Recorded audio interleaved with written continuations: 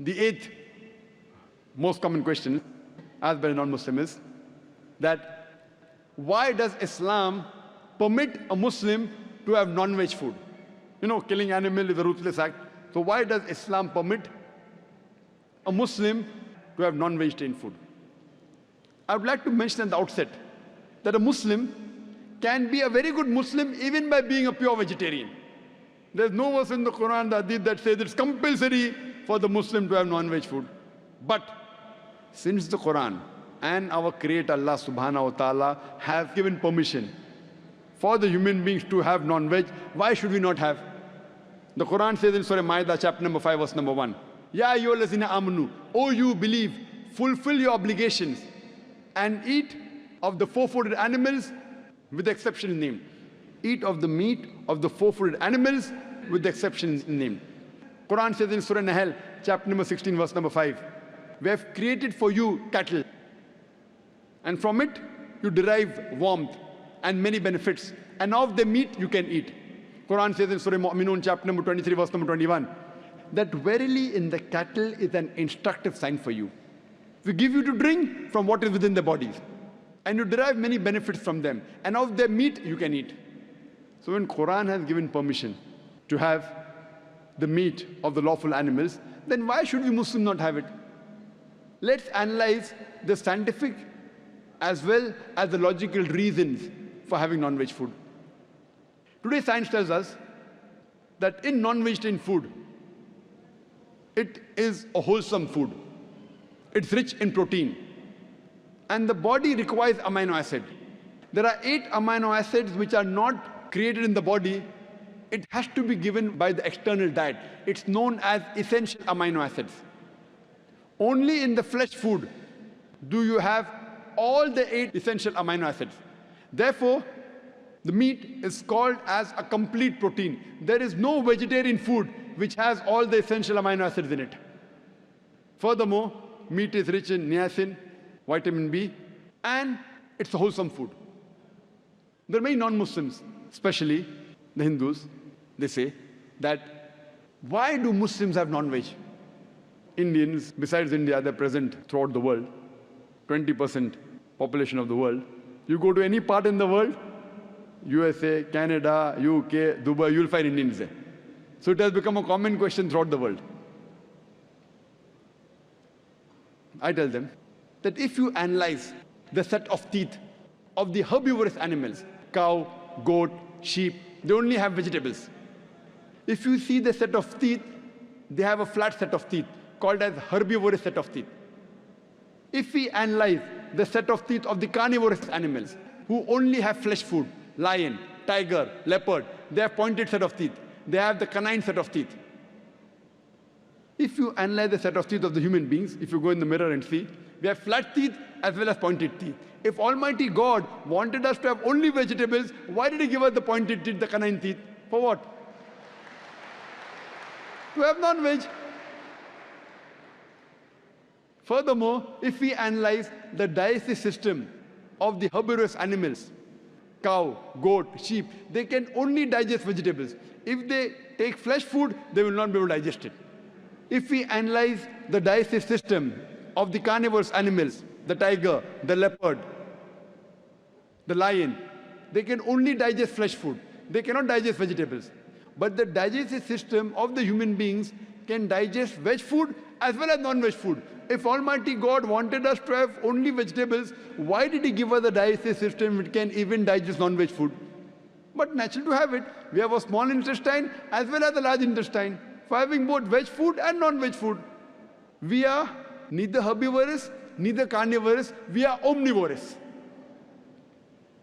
And many of the Hindus have a misconception that Hinduism prohibits a human being from having non-veg food.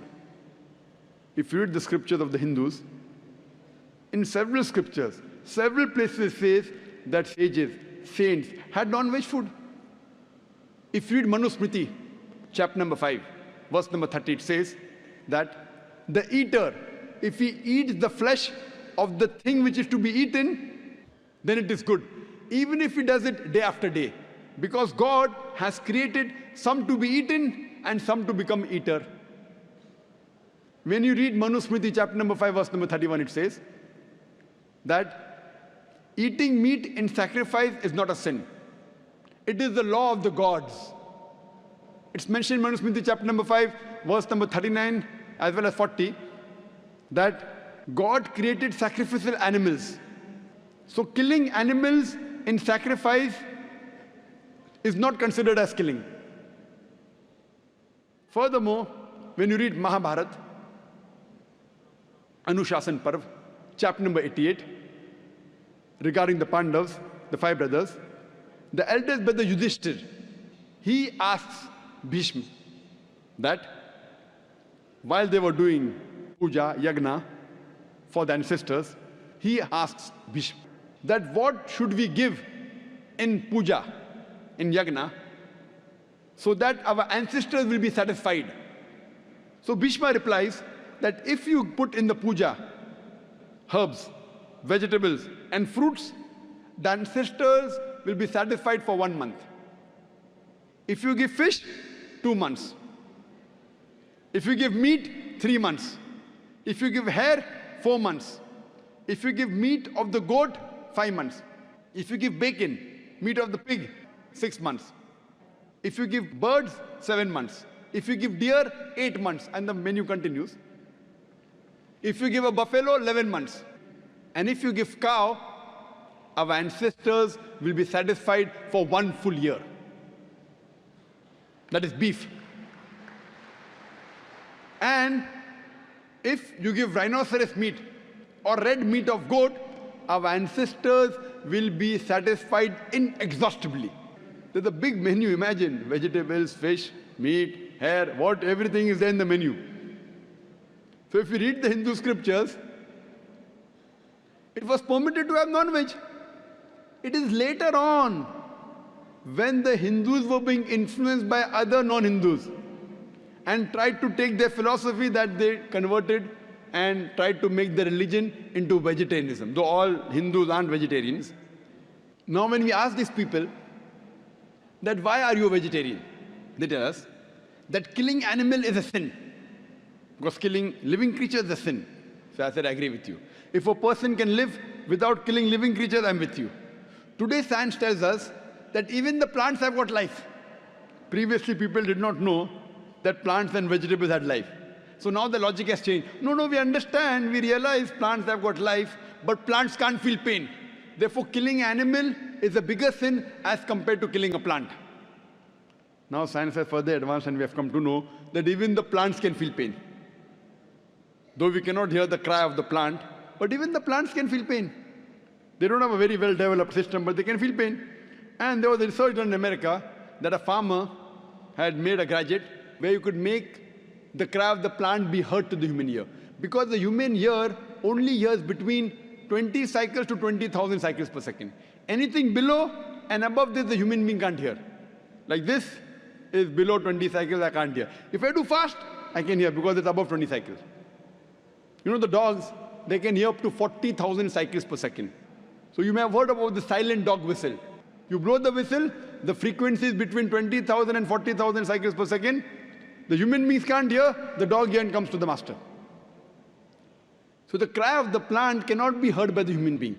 So there was a research done in America where a farmer makes a gadget, and whenever the plant wanted more water, it would cry out, he used to convert the cry and he could hear it. So today, science tells us that even the plants can feel pain. So now, there is a non-Muslim who argued with Maximus, said, okay, Brother Zakir, I agree with you, the plants have got life, the plants can feel pain, but you know, plants have got about 2 senses less as compared to animals. Animals have got 5 senses, plants have got 3 senses.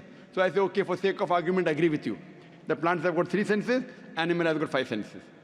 So I asked him the question that suppose if you have a brother who's born deaf and dumb, and if someone comes and kills him, will you go and tell the judge, me Lord, give this murderer less punishment because my brother had 2 senses less?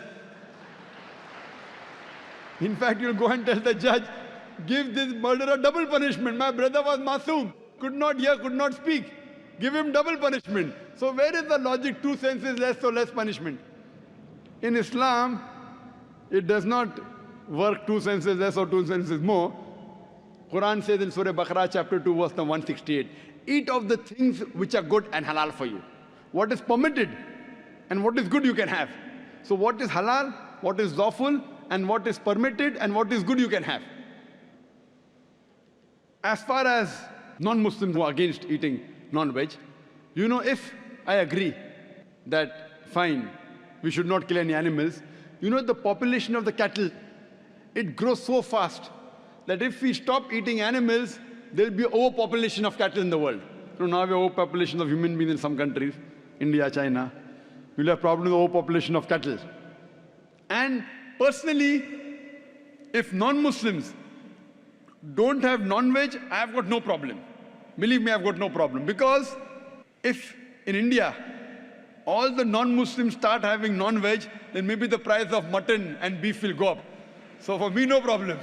If they don't have non-veg, I've got no problem. But if someone tells me that eating non-veg is haram, it's a sin, that's the time I give all this logical explanation.